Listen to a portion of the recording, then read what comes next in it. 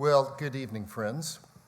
My name is Mark Valeri, and as the co-director of the John C. Danforth Center on Religion and Politics, I welcome you to Washington University in St. Louis and to this very special event, Courage and Faith, Nostra Aetate at 60 in the Future of Catholic-Jewish Relations.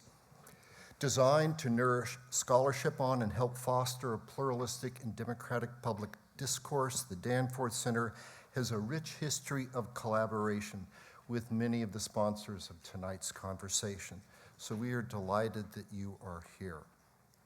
There will be a reception following our program in the foyer right outside this auditorium. Our moderator will be introduced by David Cohen, the Executive Director of the Jewish Community Relations Council. A Boston native, David brings to St. Louis 25 years of experience as a community relations and educational leader. So let us begin by welcoming David Cohen.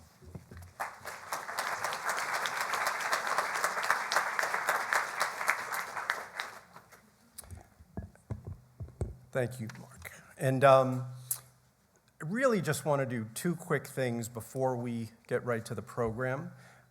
Can't thank Mark and the Danforth Center enough for hosting us in this space. It is beautiful, it is welcoming, and it is a great partnership that we hope to continue for quite some time. The other piece is the organizations that have come together tonight, including the Danforth Center and the Archdiocese, the Jewish community partners, whenever we can get together to do something like this, it is amazing. So my partners at AJC, the American Jewish Committee, ADL, the Anti-Defamation League, and my organization, the Jewish Community Relations Council of St. Louis, not only did we come together for this event, but we come together regularly with the Archdiocese in something called the Catholic Jewish Working Group. So I want to thank my Jewish community partners as well as my partners from the Archdiocese, because for all of you to hear from this podium, and I'm sure you'll hear it from our speakers, that is a good thing. It is an amazing thing. Not every community has that. We should cherish it and acknowledge how special it is that we get together regularly to share our concerns, to talk about issues, and to just be in friendship. My last comments are related to friendship. Why are we here tonight? We are here because friendship is good. Myself, my board, my partners, we say things all the time like, if you want a friend, you have to be a friend. Before you can be understood, you should seek to understand. That's the spirit of tonight, and I'm just so glad to be a part of it. And without further ado, I really just want to hand it over to Father Suwalsky to kind of lead us in this amazing conversation. So thank you, Father, and thank you all for being here tonight. You will all get a chance to ask questions with note cards. I was instructed to say that. So you will get a chance to ask questions on note cards. If you don't have them, there'll be some students passing them around and then collecting them. Thank you very much.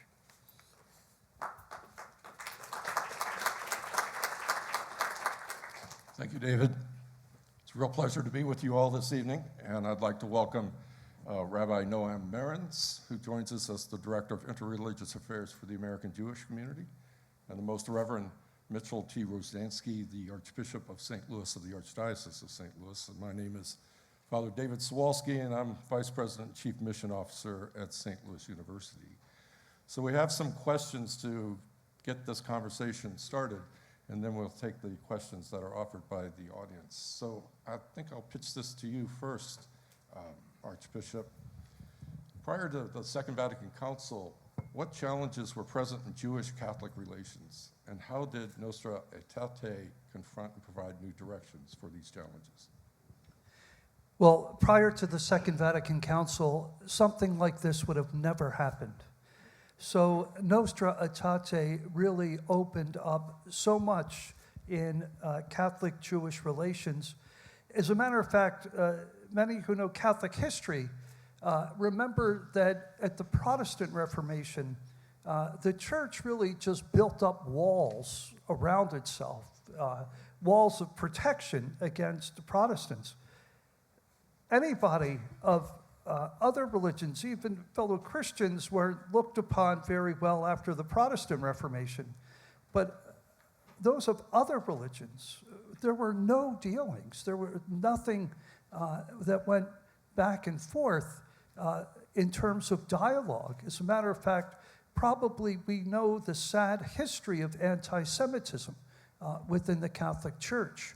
So what Nostra Aetate did was to take what was the wisdom of the day, that the church was this fortress, and really tore down the walls, not only in relation to non-Catholic churches, but also in relationships with the Jewish people, with the Muslims, and other faiths.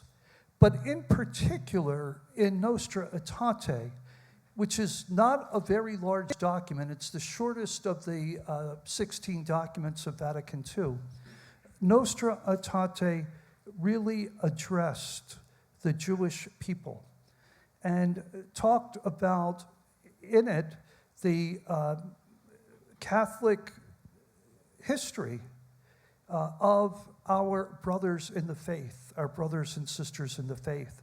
So that was groundbreaking, that Nostra Aetate would open up a dialogue. As a matter of fact, Nostra Aetate called for dialogue with non-Christian religions, which before then, even up to the 1950s, would not have been possible. Rabbi, what do you think? How would you characterize those relations prior to this? If I may, before I answer the question, since I'm the visitor to St. Louis, I want to acknowledge how moving it is for me to be here, first with Archbishop Rozanski. He and I were actually together for the 50th anniversary of Nostra Aetate in Washington, D.C. at a major national conference. At the time, he was the chair of the Bishops' Committee on Ecumenical and Interreligious Affairs. And to be in St. Louis at a historic place, first, our moderator is representing St. Louis University, which is not known well enough as a place where Sister Rose Thering did doctoral dissertation work in conjunction with the American Jewish Committee, which laid the groundwork for some of the changes that happened because she studied Catholic textbooks in America about anti-Semitic and anti-Jewish tropes that needed to be eradicated. And to be here at Washington University with its large Jewish population, and for the last several years, during challenging times for Jewish communities all over the world, has been exemplary in being the right place for the Jewish community. I'm so delighted to be here. In answer to your question, thank you for indulging that. I appreciate it. Nostra Aetate was a transformative moment, not only for the Catholic Church, but for the Jewish people. Sometimes I think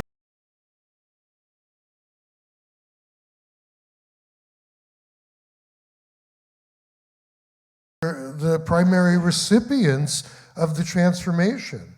When the French historian Jules Isaac, who lost his family in Auschwitz, came to then Pope John, now Saint John XXIII, who had served as a papal nuncio in multiple capitals in Europe and had helped to arrange false papers for Jews to be able to get out and be saved.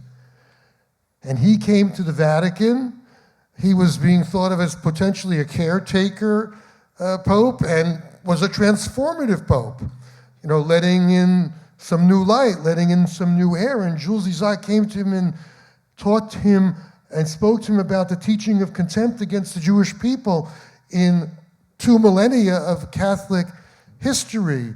Jews as Christ killers, Jews as accursed, Jews as devil. And after the conversation, he said to him, "Do we have some hope?" And Pope John the 23rd said to him, you have more than hope. And he appointed Cardinal Augustin Bea, who ultimately shepherded Nostra Aetate, which was originally intended to be a document for the Jewish people, for the relationship with the Jewish people, but then ultimately became the relationship of Catholicism with all non-Christian religions, but had the greatest impact over the longest period of time, particularly in the Catholic-Jewish relation, in the Christian-Jewish relation, because it was the most troubled. And this all happened after a self-reflection by the Catholic Church in the wake of the Shoah, in the wake of the Holocaust. Without being explicit in Nostra Aetate, it was clear that this was the moment in time that it needed to happen because of the implications for Christianity of what happened during the Holocaust, where it was perpetrated by Christians, where there were Christians who stood idly by and didn't intervene, and we needed a whole new way to look at the relationship. And a great miracle of Nostra Aetate is that the Jewish people didn't say, thank you, too little, too late. Instead, the hand was extended to the Jewish people, and they summoned their courage, and Abraham Joshua Heschel, who was brought into the process by the American Jewish Committee, by my legendary predecessor, Rabbi Mark Tannenbaum, was asked, why would you, a man who lost all of his family in the Shoah, in the Holocaust, a scion of the Hasidic dynasty, why would you be involved in this? You know what he said? It's a chance to save Jewish lives. If you're going to put the blame on the history of the Jewish people in its negative sense, at the hands of the persecution of Christianity of Jews over so many centuries, then you had better be ready to accept the extended hand of Christianity, of Catholicism, if you want change to happen. That took courage from both sides. And we can say more about how it didn't just lay on a shelf as an unused document, because we know many documents that collect dust on a shelf. That's not what happened with Nostra Aetate. Thank you, Rabbi. It's an interesting thing as a historian.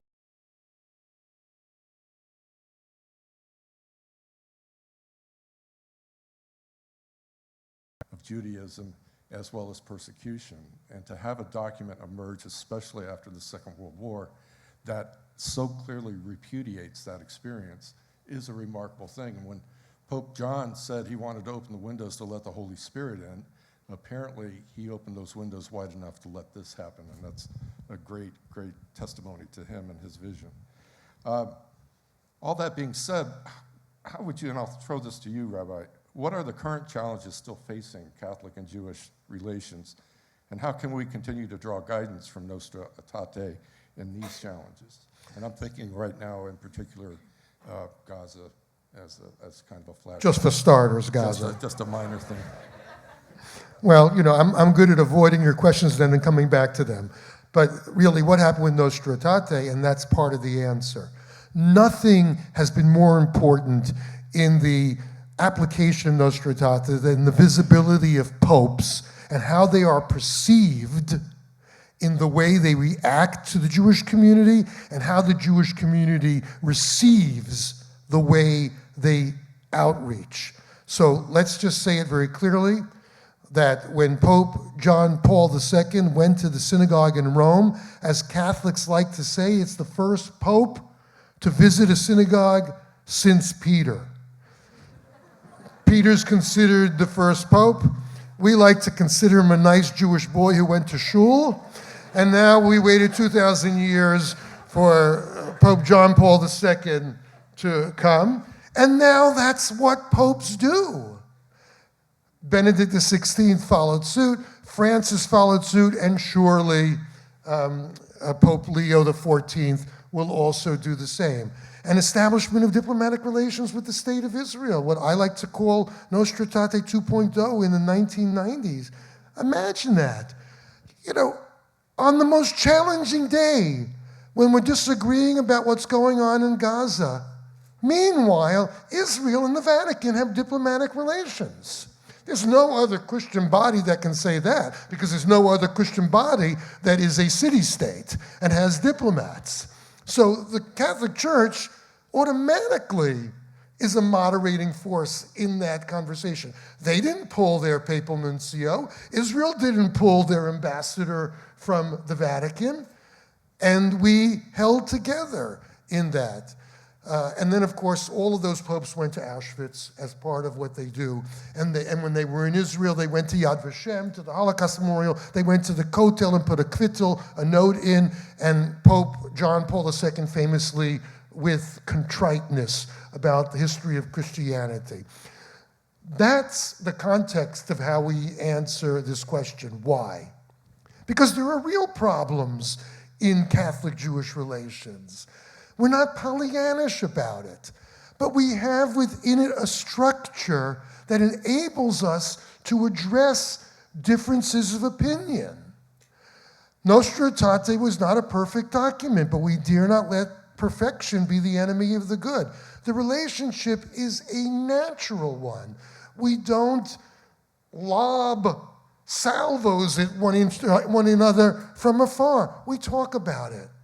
And with regard to what happened during the post-October 7th era, there definitely was a difference of opinion between most of the Jewish community worldwide and some of the things that Pope Francis was saying, in which we felt that there was flirtation with moral equivalency between Israel and Hamas, phrases like war is terrorism, terrorism is war. But if you look at the eulogy that I wrote for Pope Francis, I said, we dare not measure the relationship with Pope Francis by the last few months of his relationship with the Jewish people. He was a pope like none other in his closeness to the Jewish people. He had adult relationships in Buenos Aires with Rabbi Skorka and many others. And he was the most outspoken pope against anti-Semitism, repeatedly condemning anti-Semitism, coining the whole phraseology that you can't be an anti-Semite and be a Christian. What did he mean by that? He didn't mean that there were no Christians who were anti-Semites. What he meant was, it makes no sense. If you understand the roots of Christianity and Judaism, it makes no sense. And less controversial challenges, the fact that it's very hard to spread the message of Nostra Aetate from the treetops to the grassroots. In the United States, it's relatively easy, but here it's becoming more challenged because so many non-indigenous Catholic priests who come from places where they don't know Jews or Judaism, they can't meet rabbis, let alone where the Catholic Church is expanding widely in Africa. Not so many rabbis in Africa. In Asia, a few more than in Africa. In South America, a few more than those other places, but not like the United States. No trouble getting a rabbi in St. Louis. And St. Louis is not the most Jewish city in the United States. I know it really is, but it isn't. So, so those are the real problems. But when I have a problem today, I'm a representative of the Jewish people. I can pick up the phone and get to the highest levels of the Vatican or to the United States Conference of Catholic Bishops and say something. So I'm not worried about any challenge because we have a way of addressing it like brothers and sisters. I see you nodding your head all throughout the rabbi's comments, Archbishop. Thank you, Father Dave. I think one of our challenges is how do we take this to another level? So in the United States, after Nostra Aetate, Catholic-Jewish relations looked at, first of all, the history, the anti-Semitism, and then we started looking at how can we cooperate together on different issues that are for the good of the common good of our people. So we started working on that way. I think the challenge for us now, and Nostra Aetate mentioned this, is that it called for also theological dialogue. So how do we move from, first of all, acknowledging the history, the horrible history of anti-Semitism, moving to how do we work together for the common good, and then moving to a level of theological discourse between Judaism and Catholicism. And I think it was a bit easier, as difficult as it was to acknowledge the history of anti-Semitism and the horrible, horrible relationship that we had before Nostra Aetate, was easier looking at how do we work for the common good, because we're so tied together in our faith, to how do we start discussing theologically Judaism and Catholicism, and having a place to be able to bring theological discussion into it. And I think we're moving in that realm, but I think that's one of the challenges that we also face today. Another challenge is, I think, the radical secularization that we face in our society, and that almost, I would say, an adverse reaction to any type of religion. In a way, that brings Catholics and Jewish people closer together, because we feel both faiths and other faiths feel that pressure of radical secularization. We were speaking a little bit before we came out here on the immigration issue. And I know that Catholics and the people of the Jewish faith have the same sort of approach to immigration. We feel the horror of what our brothers and sisters are experiencing, and we're able to address that together. But I think there are much deeper issues that we're facing as a nation that challenge both of our faiths and really impel us to speak out about what is going on. And then getting together theologically to be able to discuss each of our faiths. I think we have so many touch points, but we can also delve deeper into those touch points. Thank you. As I was listening to your comments, I was thinking about a part of the document itself in which the bishops called upon the common humanity that we possess, since we're all created in the image and likeness of God, the imago Dei. And it seems to me, when you start at that perspective, that prejudice, anti-Semitism, all of it just makes no sense at all, right? None whatsoever. Perhaps I'll go this way. What gives you two hope for continuing to develop Catholic-Jewish relations? Anyone? First of all, when we look back on the past 60 years, and Rabbi Marans mentioned the 2,000 years of a horrible, horrible history, and to look back at the 60 years and see how far we have come. And the fact that as a Catholic Church, when there are incidences of anti-Semitism, we speak up in solidarity with our Jewish brothers and sisters. And our Jewish brothers and sisters, when they learn of anti-Catholic events happening, or something happening in the Catholic Church, they too speak up right away. Now, think for 2,000 years of all the adversity that had taken place, and now we speak up for one another in defense of one another. I think that's a great sign of hope in our faith, and a great sign of hope for our society, which is so divided. And to see that we don't have to agree on everything, but we can work together, and we can work for the common good of all. So that gives me great hope in our relationships. I want to speak very specifically about Pope Leo. I think that he has imbued new hope in Catholic-Jewish relations in a variety of ways. First and foremost, that he has spoken out against anti-Semitism. He's put dialogue at the center of the messaging. Already on the day of his inaugural Mass, and then on the following day when he met with all the non-Catholic leaders, that means all the Christians, Jews, Muslims, others who were representing their faith groups.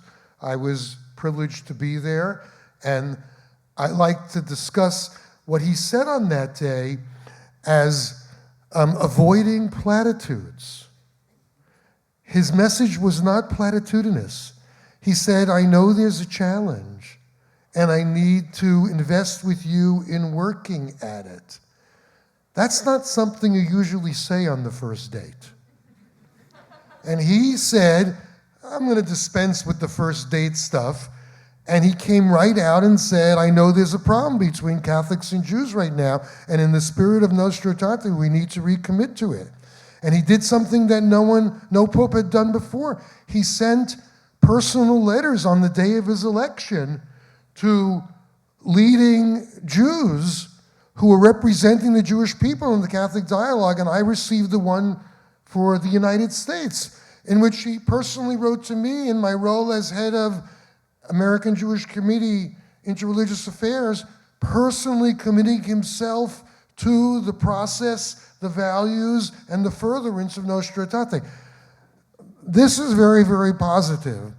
And if we could have even more processes of peace in the Middle East, I think that could help all relations, including Catholic-Jewish relations.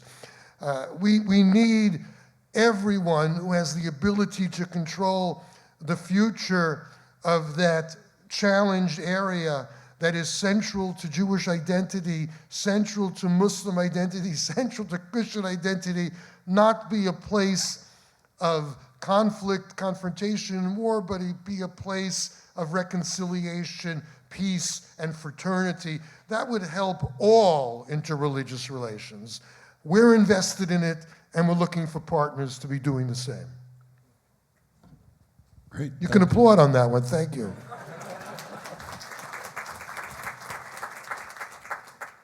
Well, that's very upbeat and positive, but one of the questions that were given to us is, what are the current challenges that are still facing Catholic-Jewish relations, and how is Nostra Aetate a guide as we confront these challenges? If you talk about theology without it being too esoteric, right, for the diverse group that's here, I think that in both directions, there are real issues about land. Catholic theology of land, which implicates how it relates to the state of Israel, is still a real issue that Catholics are admittedly working out. Nostra Aetate almost didn't see a light of day because there was concern that it would be seen as a political endorsement of the fledgling state of Israel. It's 1965. It was very young. And there was pushback among bishops from the Middle East to make sure that it was clearly not a political document. And even the political recognition by the Vatican of the state of Israel, because it's diplomatic relations, shied away very much from the theological aspect of this. And this is in dissonance with the centrality of the modern state of Israel to the Jewish experience. And I think sometimes, even at the highest levels of the Catholic Church, there's a desire to separate between those two. Relationship with the Jewish people, very different than relationship with the state of Israel. That's not always working for us. And it's going to take a lot of talking about what it means to be an identifying Jew and how Israel plays a role in that, and what is possible from the Catholic Church in terms of a new or revised theology of the land, if I may be so bold, in front of my two Catholic friends. I think that Rabbi Marans really did hit the nail on the head because we as Catholics do have a differing point of view in relationship to the state of Israel and then to the Jewish people. So I think that there has to be a further understanding of what the land truly means to the state of Israel and what our relationship is with the Jewish people in relationship to that. So that's a challenge. I think, too, just carrying the momentum of Nostra Aetate forward as we find those generations closer to Vatican II who are passing from the scene, how do we keep that relationship going? And how do we continue to foster what is the spirit of Nostra Aetate in generations ahead? So that's going to be a very key part of the challenge in moving forward in Catholic-Jewish relations. I think we've taken for granted how far we've come, but we cannot take enough for granted to know that there's still more to do, much more to do. So we can't let that momentum fail. Thank you. Thank you, Archbishop. Also, sometimes, at least my own personal perspective, is that some Vatican statements concerning Palestinians could easily sound quite off-putting if I was Jewish. And I do know that many Christians don't realize that we're speaking about Palestinian Christians, that everybody just sees all Palestinians as Muslim. And so some of the defense that the Vatican offers may sound a little odd, I guess, is what I'm saying. Well, in that context, I think I want all of us on the stage and everyone here in that conflict, you mentioned people being created in the image of God. Whatever one's politics are about the conflict, I hope that all of us can join together in empathy for the loss of any innocent life, Palestinian, Israeli, Jewish, Christian, Muslim. I'm pretty confident that a 3-year-old in Israel and a 3-year-old in Gaza are innocent human beings. And we need to have empathy for all of God's children. Otherwise, we're not really people of faith and people of religion and people of values. Absolutely. Thank you for that.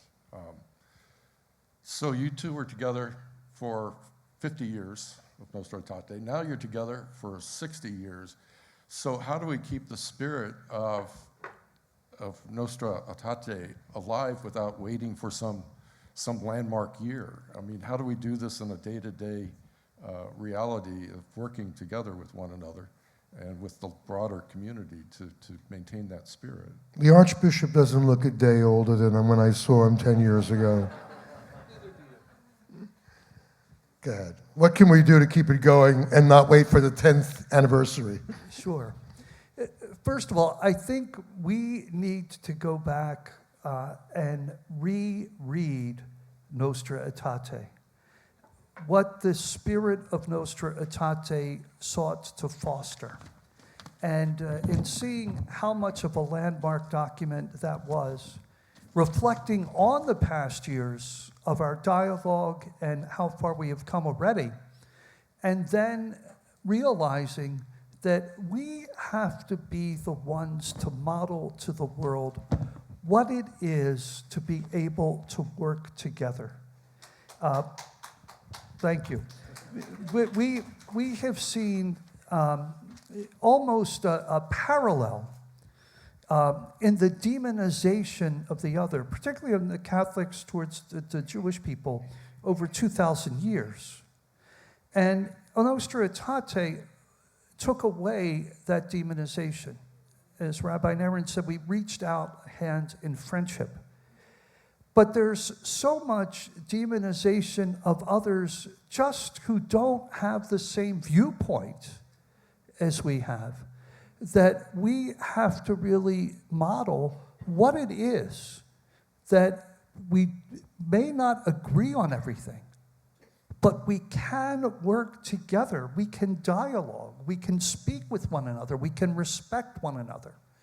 And I think that's the great model that we can give to the world as Jews and Catholics in continuing the spirit of Nostra Aetate. I think that's so necessary, especially in our world today. You know, and one of the things that hasn't been mentioned tonight is that Nostra Aetate set off an explosion of interreligious relations, which was unthinkable. And we can't imagine the advances that we've had in Muslim-Jewish relations under American Jewish Committee and other auspices without the example of Catholic-Jewish relations. It made the impossible seem possible. And these projects are still going on. Some of you have availed yourselves of a copy of Translate Hate, the Catholic edition, that is a product, get this, of American Jewish Committee and the United States Conference of Catholic Bishops, specifically the Bishops' Committee on Ecumenical Interreligious Affairs, on which Archbishop Rozanski sits and chaired it about 10 years ago. Think about this. A Jewish organization and the United States Conference of Catholic Bishops joined together for a glossary of anti-Semitic and anti-Jewish tropes and terms, and then put Catholic teaching in the document which contradicts the legitimacy of those terms. And it has a foreword by me and a foreword by Bishop Bambera, the sitting chair of the Bishops' Committee. And we're now going to be taking it to a next stage in which we're getting it into the hands of bishops with a study guide and with ecumenical and interreligious officers as well. And I was actually able to get Pope Leo's attention by giving him a copy of Translate Hate, the Catholic edition. Not really. It was because of the Chicago White Sox hat I gave him, and I snuck the Translate Hate Catholic edition into the photo. Google it later. You'll have a good time. And tonight, before you go to bed, I have an assignment for you. 15 minutes. Please Google Nostra Aetate. It's only a few thousand words in English. Please read it. It's even faster in Latin for those who like Latin. Only 1,000 words. Really, you came to this program tonight. If you haven't read it yet, before you go to bed, please read it. And believe me, it will help you sleep. I promise. Thank you, Rabbi. Such a fulsome endorsement of a Vatican document. It's really great. We have our questions here, but I do have my copy of Nostra right here. We're having this conversation about Catholic and Jewish relationships. As the Archbishop had mentioned, it also addresses non-Christian religions, particularly Hinduism, Buddhism, as well as Muslim religion. But it's not just that, and this is one of the closing lines here, the final paragraph. The Church reproves as foreign to the mind of Christ any discrimination against men or harassment of them because of their race, color, condition of life, or religion. So it's not a document solely about religion, it's about human dignity. And coming in that era, the mid-60s, and thinking about what our history was in the country, the fact that they included color and condition of life is particularly important. So here's a question for you too. As a student who is half Jewish and half Catholic, how can I work to bridge remaining gaps between the two faith communities and with other faith communities?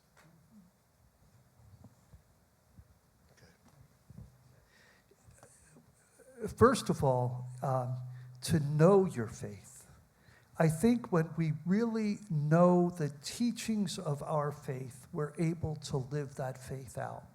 So I would encourage you to know your faith. Know the Jewish faith, know the Catholic faith. And you'll see the great call to human dignity that is in both of these faiths.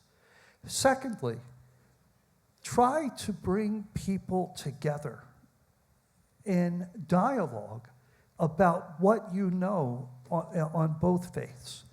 And that sheds light for people to truly understand.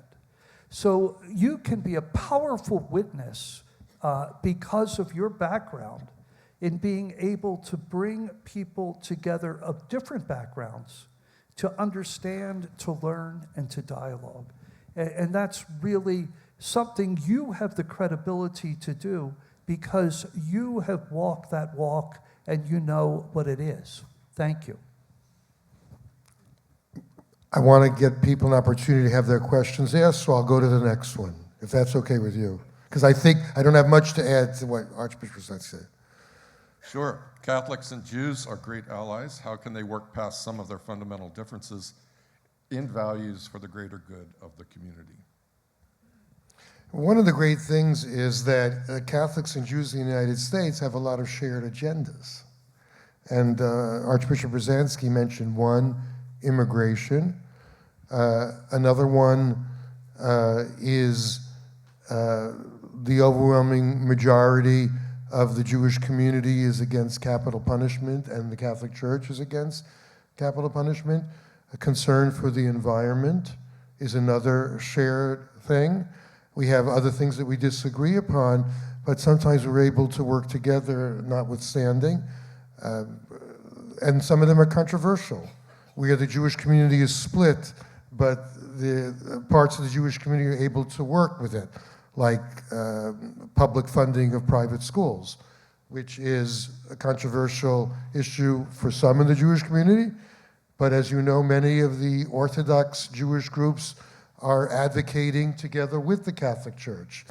I open up the New York Times and I see the Archbishop of New York and the head of the Aguda, that's the ultra-Orthodox in New York, and the Church of Jesus Christ of Latter-day Saints, quite a threesome, I might add, lobbying together in Albany for tax credits for private school funding.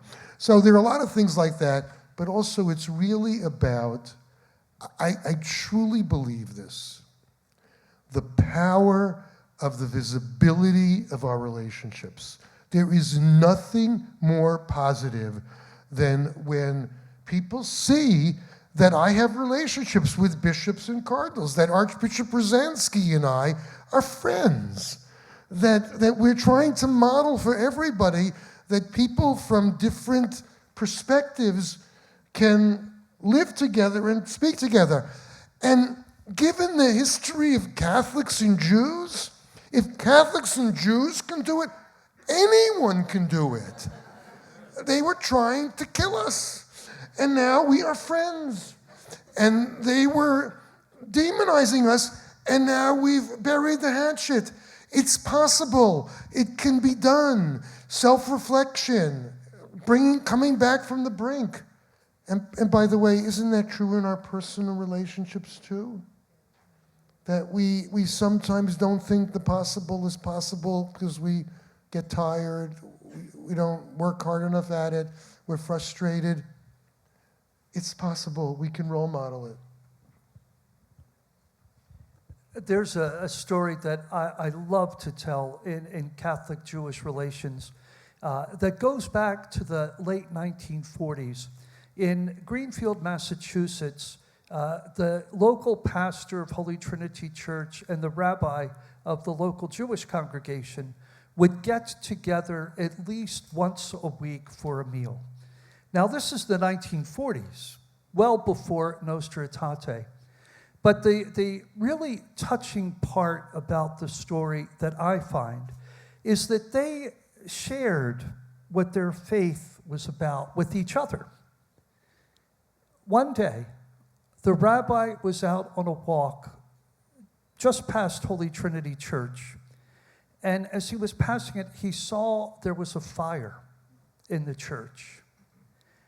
The rabbi ran in and got the Blessed Sacrament out of the tabernacle because he knew about the Catholic faith, and he had enough thought to know to go in and rescue the Blessed Sacrament from the tabernacle. What a big impact that had on the town of Greenfield. They still talk about it today.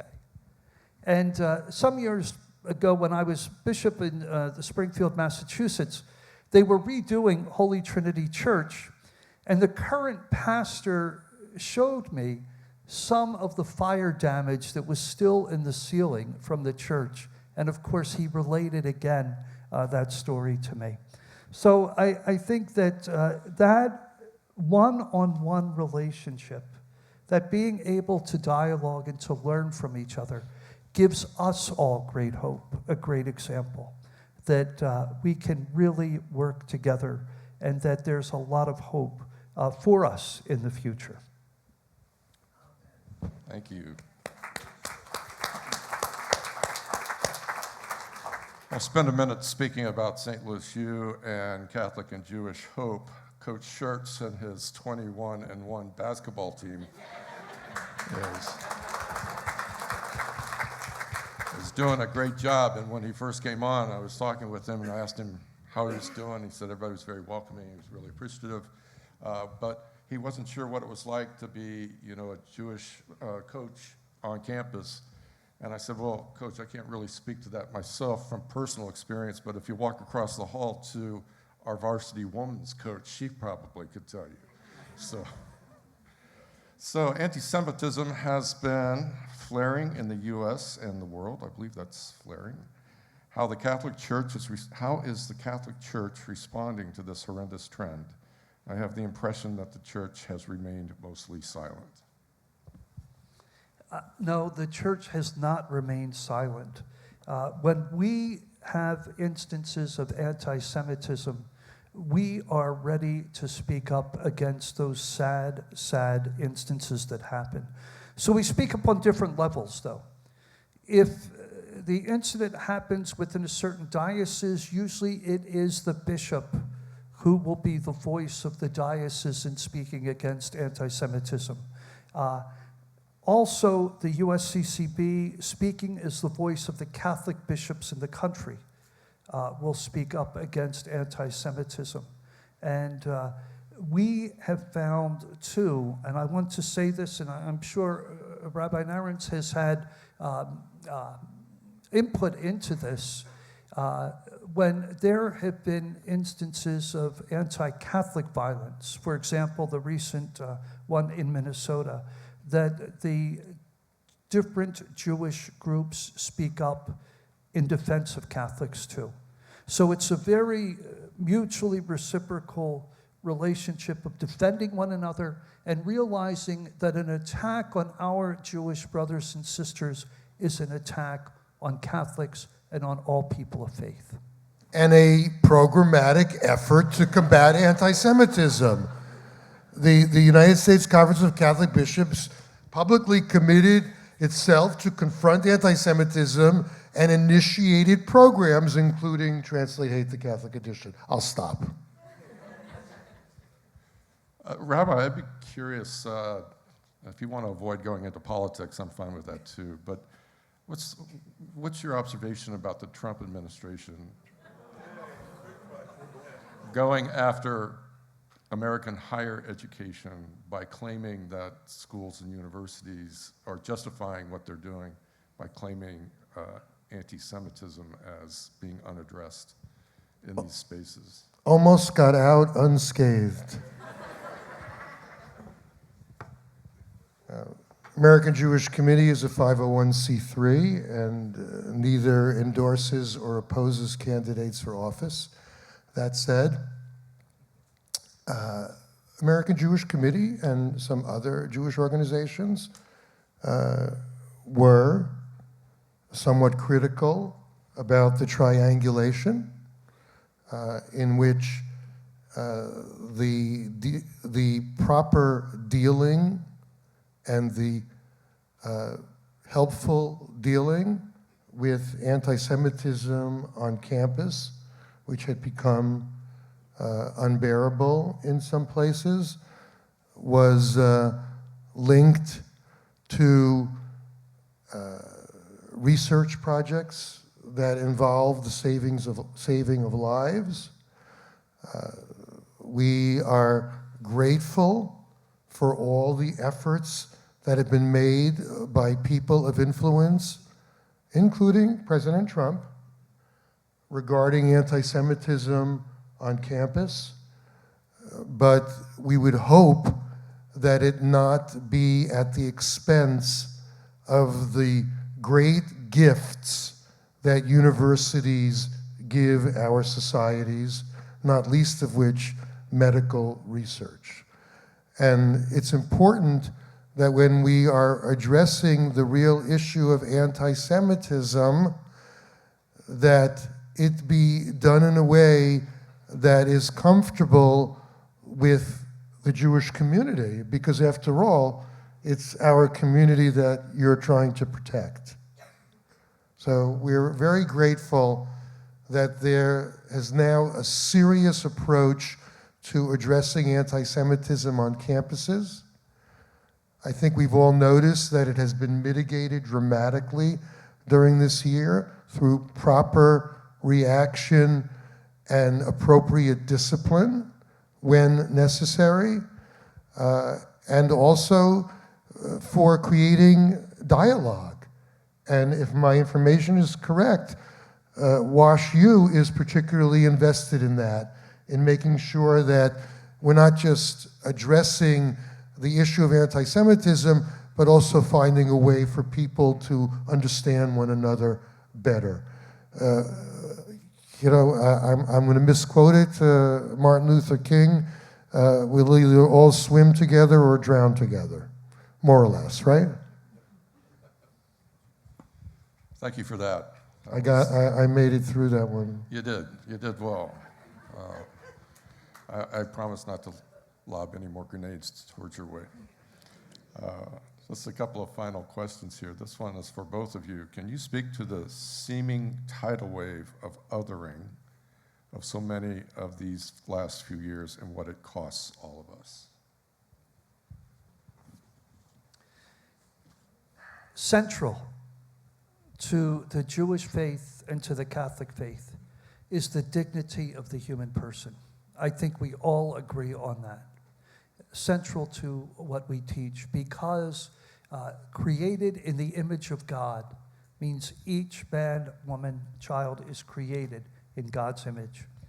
And the divisiveness and the demonization that we are experiencing today has certainly brought a lot of discord, a lot of unhappiness, a sense of tension.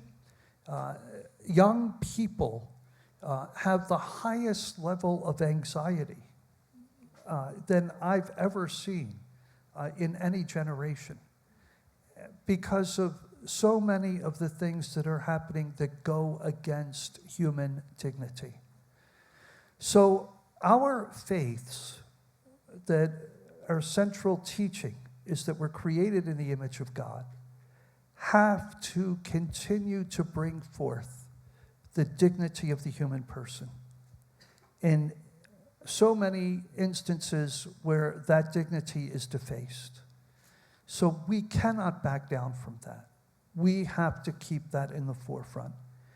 And our working together, and I've said this before, is a model of what we need to be as a people who can pull together, even though we don't agree on everything. There are so many things that bring us together that we can work together, and we can show others how it is done. Why does the Jewish community spend so much time, energy, and resources combating hate? First, because hate is wrong. It's a violation of the divine image in any human being, plain and simple. But then there's an ulterior motive in the Jewish community, because hate is an equal opportunity offender. We're always on the list.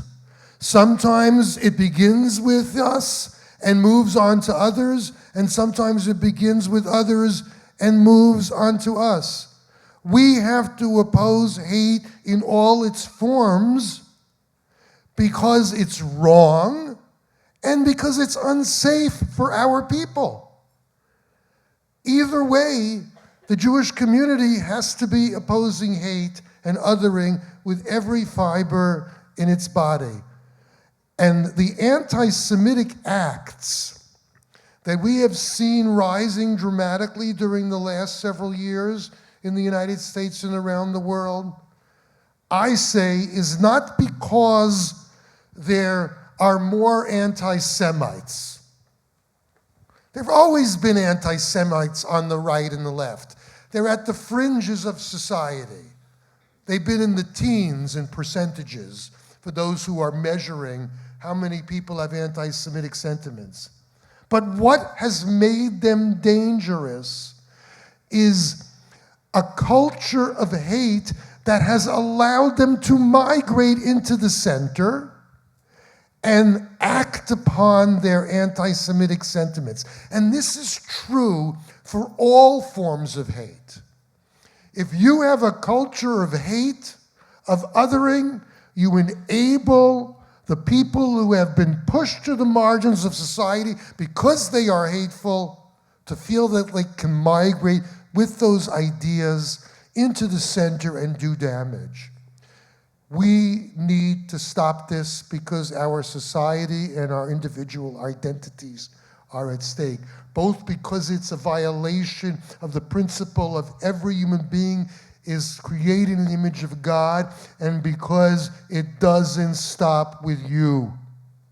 It passes on to somebody else.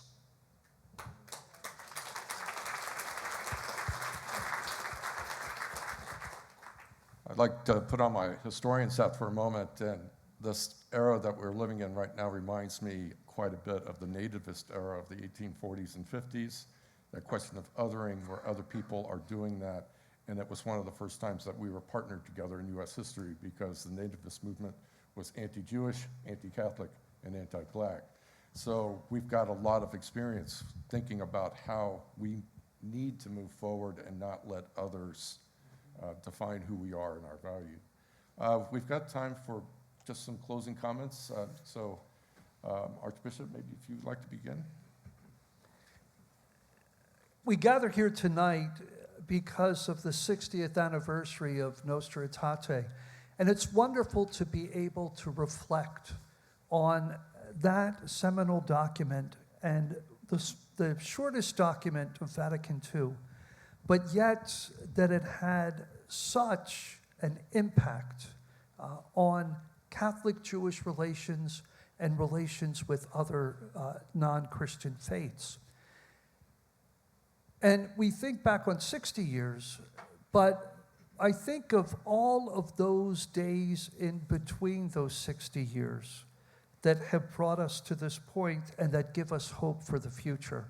So this is not a time when we just reflect on the major anniversaries, but the work of Nostra Aetate continues each and every day in the Jewish and Catholic community, and it has to continue with our commitment to one another in living out the words of Nostra Aetate.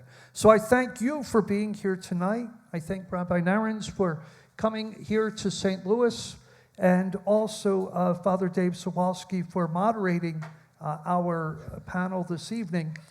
But to realize that it isn't just Rabbi Naren's work, it isn't just Archbishop's work or Father Dave's work, it's all of our work in understanding and in working together and in fostering that sense of understanding and cooperating for the good of everyone.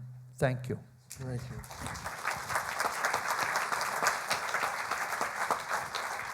You know, it doesn't come easily for a New York Mets fan to admit how happy he is visiting St. Louis. tonight really made me feel so thrilled to be doing a Nostra Aetate at 60 program in St. Louis.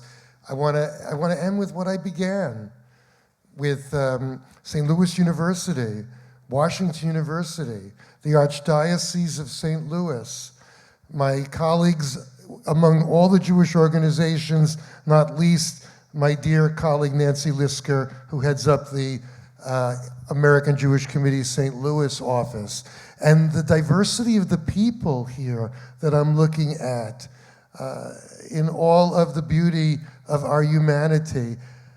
It gives me great hope that we're convening here in a full house and all of us together affirming either the general or particular details of Nostra Aetate, which you will all be reading tonight before you go to bed, I'm sure.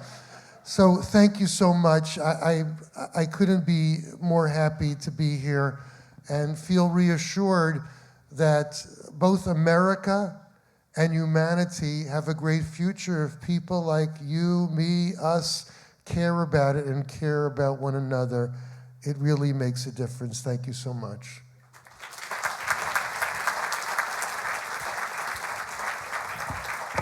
Thank you, Rabbi. Thank you, Archbishop. As the guy from the university across the park, I really want to be grateful, express my gratitude to Washington U and the Danforth Center for hosting us this evening in this great discussion. So thanks so much, everyone.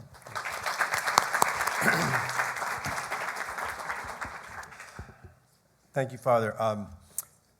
I am about to introduce some folks that are going to give us a blessing before we move into the reception. And before I do, in the spirit of that, we have been blessed tonight by this event, by this community, by this wonderful panel. So just one more time, if we could just give applause for this wonderful panel.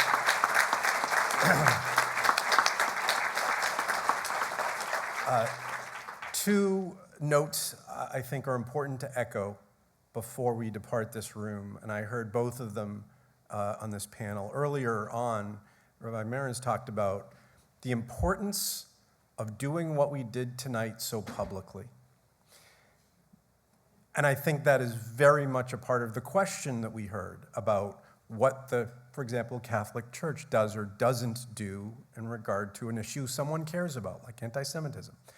So what is the value of tonight? To do this publicly, to maybe gather you together, because you may not know the amazing words that we, as in part of our organizational grouping, hear often from the Archdiocese, from our partners when something happens in our community. You heard from this panel that when things happen in both of our communities, we reach out to each other. How do you know that happens if you don't come together in a space like this to hear it? So if there is just a couple of takeaways from tonight, one is that doing what we do publicly, regularly, sends a message so powerfully on its own. I told you earlier that we have a working group that discusses issues, but we also see each other all over the city in other interfaith spaces. That is the public demonstration that you were talking about, Rabbi, and I thank you for saying that. And lastly, yes, we are doing good things tonight, but there is much more to do. There is work to be done, and I think the next iteration, the next evolution, is partnering more specifically in the future on things we both care about. So I thank you all for bringing that up as well. So thank you.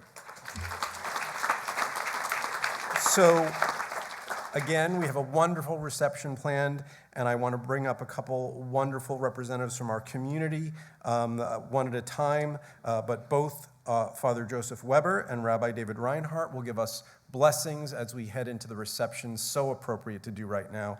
Father Weber, if you could join us.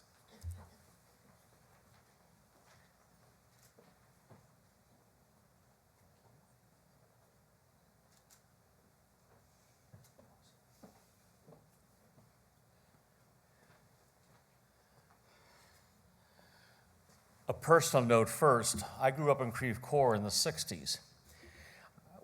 My family moved out there in the 50s, before Temple Israel was even built out there. So in our neighborhood, we had grassroots interfaith actions. Next door on one side, Christian Scientists, our house, Methodist, Catholic, Presbyterian, Jewish. Down the street, Assembly of God. Around the street, another Jewish family. So we were playing together. We had fun together. We worked together. And as time grew on during high school, interfaith was just normal. So my best friends during high school went to Ladue High School, but Temple Israel or United Hebrew, actually, in those days. So we come together. We come together as friends. We come together as colleagues. When I asked the rabbi what he was going to pray about, so I'll continue what I was going to pray about and ask the Lord's blessing upon all of us in our time together, recognizing how important it is that we are together, as you've said, David, as we've all said, Rabbi, Archbishop, Father David. We've said the same thing. Psalm 133 says, "Behold how good and how pleasant it is when brothers and sisters dwell in unity. It is like the precious oil upon the head, running down upon the beard of Aaron, running down on the collar of his robes. It is like the dew of Hermon, which falls on the mountains of Zion. For there the Lord has commanded the blessing, life forevermore." Whenever I hear that psalm or think of that psalm, I just think of l'chaim, to life. And we have life, and we have a blessing, and we have food, and we have fellowship.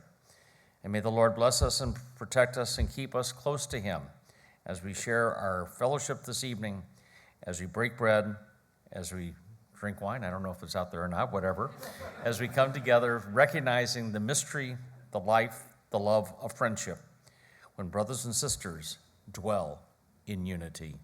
Amen.